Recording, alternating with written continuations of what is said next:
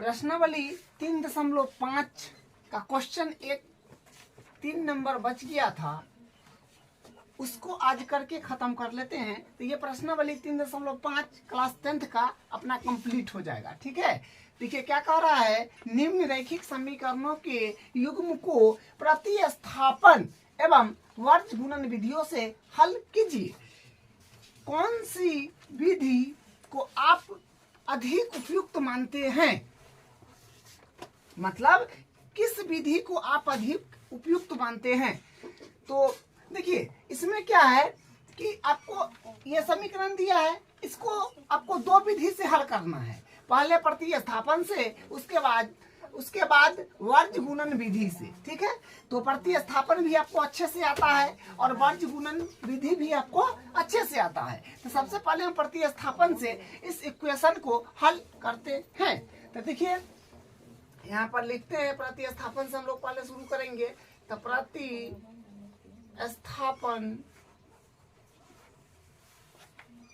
विधि, प्रतिस्थापन विधि से पहले बनाएंगे।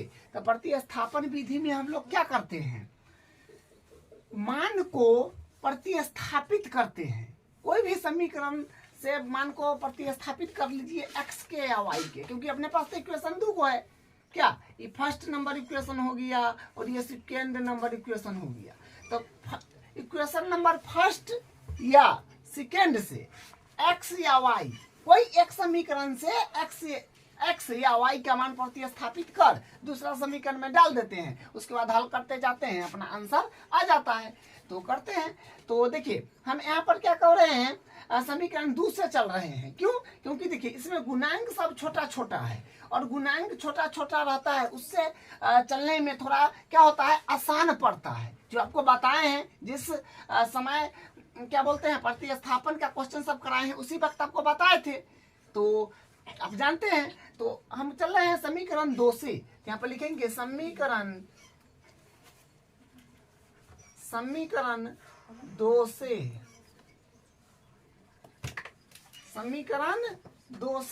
समीकरण 2 क्या है अपने पास, एक बार उतार लेते हैं।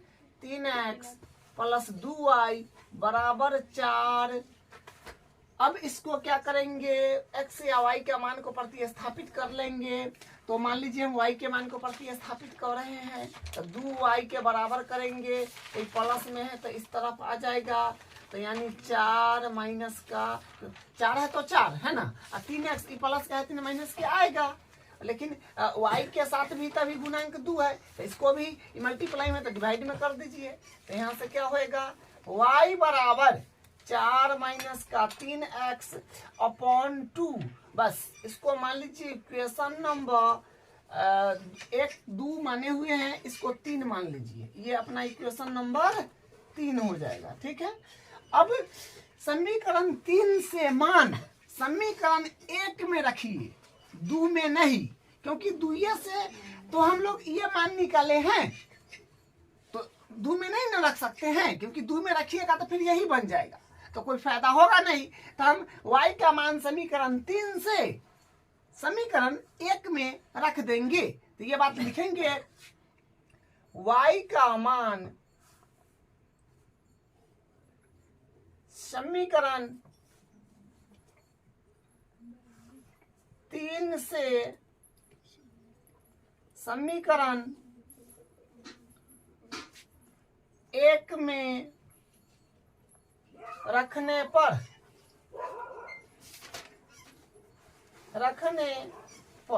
तो लिख दिए y का मान समीकरण 3 से समीकरण 1 में रखने पर।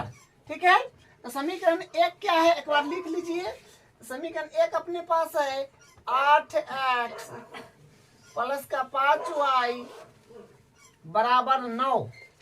समीकरण 1 क्या है, 8x + 5y बराबर 9। तो अपने को क्या करना है, y के जगह ये वैल्यूज को रख देना है। ठीक है, यहाँ पर है 8x + 5 है तो 5, y की जगह ये वैल्यू रखना है।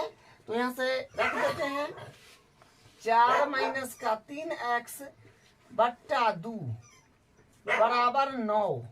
ठीक है, तो देखिए हम कुछ नहीं किए, 5 है तो 5 y की जगह जो वैल्यूज था वो यहाँ पर एडिटीज वाइट साइड हो गया, y की जगह ये एडिटीज आ गया, जो है सो सब एडिटीज। ठीक है, अब यहाँ से कैलकुलेशन करना है तो कैलकुलेशन करते हैं। तो देखिए क्या बनेगा, 8x प्लस इसमें फिर करिएगा तो हाँ, तो 5 से मल्टीप्लाई करिएगा तो 5 चौका 20 और माइनस 5 तिया 15 x बट्टा 2 है तो 2 बराबर 9। ठीक है, अब क्या काम करते हैं, देखिए हाँ, इसको एक मान लेते हैं यहाँ पे और इसको एलसीएम ले लेते हैं। ठीक है, तो 1 और 2 का एलसीएम तो अपने पास 2 ही आएगा, तो 2 हो जाएगा एलसीएम। 1 दूनी 2 तो 8x है, तो 8 दूनी 16x और प्लस है तो प्लस, और उसके बाद 2 इकाई 2 तो ई ऊपर जो है ये एडिटीज रह जाएगा 20 माइनस 15x बराबर 9। ठीक है, अब इसको सिंपलिस्ट कुछ और कीजिए तो यहाँ से क्या मिलेगा, देखिए यहाँ से मिलेगा 16x और माइनस में 15x, तो यानी एक बार x पल से का आएगा प्लस 20 बट्टा 2 बराबर 9। अब क्रॉस मल्टीप्लाई कर लीजिए यहाँ पर एक मान के, इसमें इससे और इसमें इससे। ठीक है, तो क्या बनेगा, देखिए एक में इससे करिएगा तो बात वही रह जाएगा, x प्लस 20 बराबर 9 दूनी 18। तो यहाँ से क्या आएगा, x के बराबर करिएगा तो प्लस में है तो इधर आएगा तो माइनस में होएगा, तो 18 प्लस में 20 में आएगा तो माइनस में 20, तो यानी x बराबर यहाँ से आ जाएगा माइनस का 2, यानी x का वैल्यू अपने पास आया है माइनस का 2। अब x का मान समीकरण 3 में रख दीजिए, ज्यादा सोचने की बात नहीं है। ठीक है, जो मान आए, मतलब हम लोग कैसे प्रतिस्थापन से हम लोग इक्वेशन कैसे हल करते हैं, कोई समीकरण लीजिए जिसमें गुणांक छोटा हो, खासकर वही लीजिए, उससे कोई मान को प्रतिस्थापित कर लीजिए और उसको जिसमें लिए हैं उसमें नहीं रख करके कोई दूसरा में रखिए, और वहां से आपको x या y के मान तो आएगा ना, वो समीकरण 3 में हमेशा रख दीजिए। हालांकि 1 और 2 में रखिएगा तो कोनों में रखिएगा, आंसर तो वही आएगा, लेकिन यहाँ पर बना बनाया है इसमें डाल दीजिएगा तो ज्यादा कैलकुलेशन की आवश्यकता नहीं होगी। ठीक है, तो यहाँ से हम x के मान रख देंगे किसमें, समीकरण 3 में। तो लिखेंगे ये बात, x का मान समीकरण x का मान समीकरण 3 में रखने पर ठीक है, x का मान समीकरण 3 में रखने पर ये समीकरण 3 रहा, जो है अपने पास एक बार लिख देते हैं, जो है y बराबर 4 माइनस का 3x अपॉन 2। तो यहाँ से वैल्यूज को रखेंगे तो y बराबर 4 माइनस 3 और हाँ x का वैल्यू तो अपने पास आया है 2, तो यहाँ पर 2 रखिएगा, तो यहाँ से क्या बनेगा, y बराबर 4 और माइनस माइनस प्लस, तो यहाँ से बनेगा 3 दूनी 6 और प्लस 2, तो फिर यहाँ से आएगा y बराबर 6×4 10 बट्टा 2, तो यहाँ से इकट्ठ किया जाएगा, तो यानी y बराबर अपने पास क्या आ गया, y बराबर 5 आ गया। तो बस इसको हम लोग हल कर लिए, x का मान माइनस का 2, y का मान 5, तो यही इसका आंसर हो जाएगा। लेकिन अभी तक हमने प्रतिस्थापन विधि से हल किया है, अब करना है वर्ज गुणन विधि से। तो इससे भी करते हैं क्योंकि दोनों विधि से ना बोला है, तो करते हैं शुरू। अब यहाँ से हम लोग करेंगे वर्ज गुणन विधि से हल, तो हेडिंग मारते हैं वज्र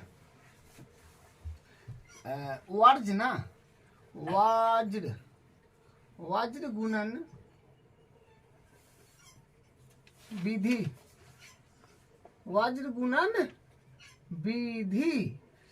तो इसमें कैसे काम करते हैं, देखिए वज्र गुणन विधि बहुत आसान है, ठीक है, कुछ नहीं करना है। हाँ, लेकिन एक बात, पहला बात यही याद रखिएगा कि जो इक्वेशन को आप वर्ज गुणन से बनाएंगे उसके बराबर में 0 होना चाहिए, पहला बात, क्योंकि बराबर के इधर अगर कोई अंक है ना तो सबको उस तरफ कर लीजिए, पहला काम। पहला काम क्या करेंगे, जो इक्वेशन रहेगा उसके बराबर में कोई अंक है अगर तो इधर कर लीजिए, है ना, इधर कर लीजिए और इस तरफ जीरो छोड़िए। पहला काम यही है, ना तो गलत हो जाएगा। ठीक है, तो पहले इक्वेशन को ठीक करते हैं, जो है 8x प्लस का 5y और बराबर के इधर 9 है, उधर भेजिए। प्लस में है तो उन्हें जाएगा तो माइनस में, अतः बराबर 0 कर दीजिए। उसके बाद फिर इसको भी करिए, तो यह है 3x प्लस 2y और बराबर के इधर है 4, उधर करिए तो प्लस में है इनने तो उनने जाएगा तो माइनस में होएगा और बराबर 0। ये काम फर्स्ट स्टेप का है, जो फर्स्ट स्टेप में ये काम आपको होना चाहिए। मतलब पहला बार ये काम आपको करना होगा। अगर ऐसा बना हुआ है तब तो कोई दिक्कत नहीं है। ठीक है, तो हल कैसे करते हैं इसका, मतलब अब मेन स्टेप जो है ये आपको ध्यान रखना है। ठीक है, इसका हल करने का मेन स्टेप यहीं पर है जो अभी बताएंगे।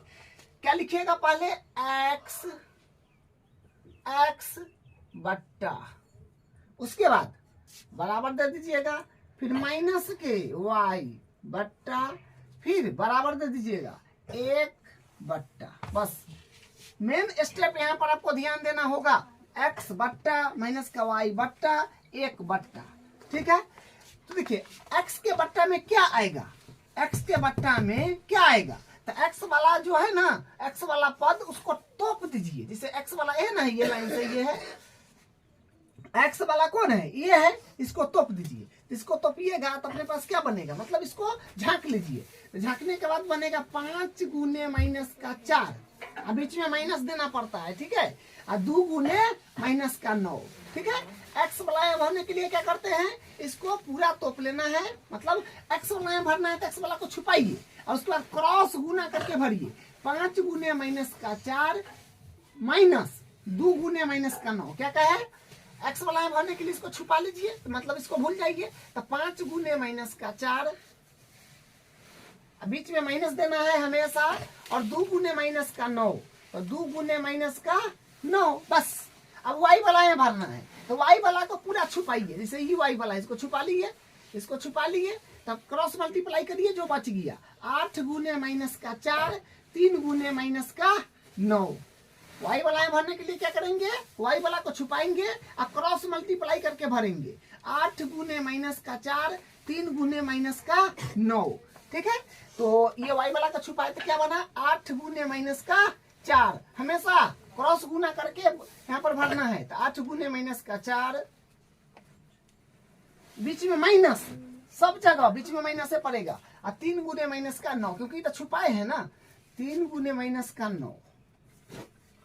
ठीक है, तो वाई वाला में भी भर लिए। अब 1 के बट्टा में क्या आएगा उसको भरना है, तो ये अचर पद है, इसको छुपाइए। 1 को बट्टा में भरने के लिए अचर पद को छुपाना पड़ेगा, तो इसको छुपाइएगा तो बस अपने पास कितना बचा है, इतना हिस्सा ना दिख रहा है, उसको बाउज गुना करके भरिए, मतलब क्रॉस मल्टीप्लाई करके वहां भरना है। 8 गुने 2, बीच में माइनस, फिर 3 गुने 5। ठीक है, क्या बोले, 1 के बट्टा भरने के लिए क्या करना है, इसको छुपाना है अचर पद को, और 8 में गुना करना है, मतलब क्रॉस मल्टीप्लाई करिए ना, 8 गुने 2, 3 गुने 5, बस वही करेंगे। यहाँ से क्या लिखेंगे, 8 गुने 2, 8 गुने 2, 3 गुने 5, बीच में माइनस देके 3 गुने 5। ठीक है, अब इसको हल करना है, बस जो मेन बात था यही था, और यहीं पर आपको सीखना है। बाउज गुणन का ही एक लाइन इंपॉर्टेंट है, उसके बाद आप कुछ नहीं है, सब लल्लू पंजू है। ठीक है, अब देखिए यहाँ से x बट्टा 5 चौका 20, लेकिन एगो माइनस है तो माइनस का होएगा, माइनस माइनस प्लस 9 दूनी 18 प्लस का बराबर माइनस y अपॉन 8 चौक 32, एगो माइनस है तो माइनस का, माइनस माइनस प्लस 9 तिया 27 बराबर 1 बट्टा 8 दूनी 16 माइनस 3 5 15। ठीक है, अब क्या काम करेंगे, अब इसको एक बार इसके साथ लेंगे, फिर इसको एक बार इसके साथ लेंगे, लेकिन कुछ और कैलकुलेशन कर लीजिए, क्योंकि अभी नीचे अंक जो है वो अभी पूरा सिंपलिस्ट नहीं ना हुआ है। एक बार और करिए, तो x बट्टा माइनस का 20 प्लस का 18 तो माइनस का 2। ठीक है। और उसके बाद माइनस का वाई बट्टा माइनस का 32 प्लस का 27, तो माइनस प्लस माइनस से होता है, तो 32 में से 27 अगर घटाइएगा तो 5 आएगा, और माइनस है लिया तो माइनस, बराबर 1 बट्टा 16 में से 15 गया 1। अब इसको जो कहे थे इसको इसके साथ एक बार ले लीजिए, और फिर इसको इसके साथ एक बार फिर ले लीजिए, ठीक है। आप एरो नहीं बनाइएगा, हम समझाने के लिए बनाते हैं। तो यहां से क्या होगा, x बट्टा माइनस का 2 बराबर 1 बट्टा 1 ना, इसको x के साथ फिर इसको इसके साथ, तब माइनस का y बट्टा माइनस का 5 बराबर 1 बट्टा 1। तो यहां से फिर क्रॉस मल्टीप्लाई करिए, इसमें इससे कर दीजिए और इसमें इससे कर दीजिए, ठीक है।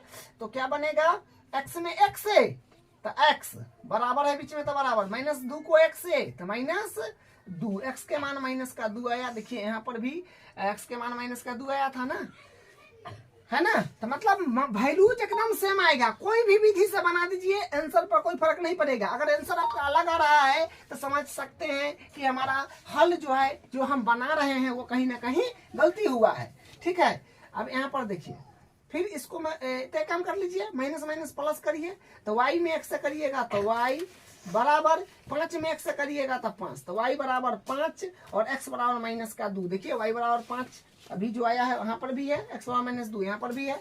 तो दोनों विधि से आंसर पर कोई फर्क नहीं पड़ा, यानी हम लोग बिल्कुल ठीक बनाए हैं, ठीक है। तो प्रश्नावली 3.5 का पूरा प्रश्नावली कंप्लीट हो गया है, एग्जाम्पल भी हो गया है। ये लास्ट क्वेश्चन बचा हुआ था, मतलब एक क्वेश्चन नंबर 3 बचा हुआ, तो उसको भी ऐड करा करके खत्म कर दिए हैं। तो अपना पूरा ये जो है प्रश्नावली फ्रेश हो गया है, ठीक है। और इसका आंसर यही है।